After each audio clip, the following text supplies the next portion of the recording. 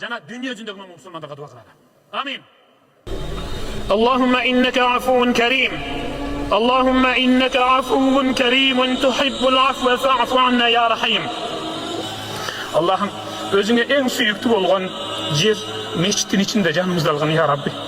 Allah'ım biz sana istiğfar etip kayrıldık. Günahlarımızı keçirgin. Sen bizden razı olup, biz senden razı olgan avalda, ömrümüzün en ayağında televizde la ilahe illallah, la ilahe illallah, Muhammed Resulullah kelimesini aytırıp durganan canımızda algın ya Rabbi.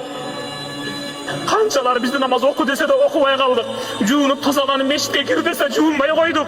Allah'ım özümüz juun alday, özümüz darat alday, özgüleri bizge darat aldırıp juuntup atkan mezgilde günümüzü keçirgin ya Rabbi. Kançalar bizi namaza çakırdı. Kıvlanı karab gel bizimle namaz oku dedi.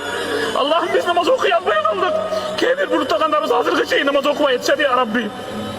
Özümüz namaz okuy albay, özgüler bizge cenaze degen namazda okup atkanda günümüzü keçirgin ya Rabbi. Allah'ım özümüz seni la ilahe illallah dep zikir kıl albay. Özgüler bizden atımızdan zikir kılıp bizge son arnavatkan uçuda günümüzü keçirgin ya Rabbi.